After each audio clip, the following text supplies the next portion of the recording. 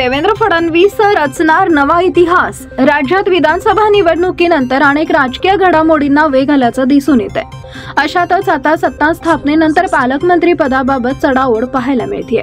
अशातच आता मुख्यमंत्री देवेंद्र फडणवीस यांनी देखील पालकमंत्री पदाची इच्छा व्यक्त केली आहे। फडणवीस यांनी नागपूरमध्ये एक पत्रकार परिषद घेतली।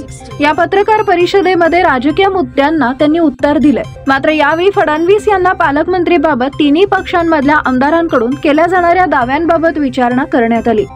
मात्र या संदर्भात तिन्ही पक्ष मिळून निर्णय घेतील। माझी अशी इच्छा आहे की गडचिरोलीचं पालकमंत्रीपद माझ्याकडे ठेवावं, त्यामुळे त्याला तिन्ही नेत्यांची परवानगी दिली तर ते होईल, असं फडणवीस यांनी पत्रकार परिषदेत सांगितलंय।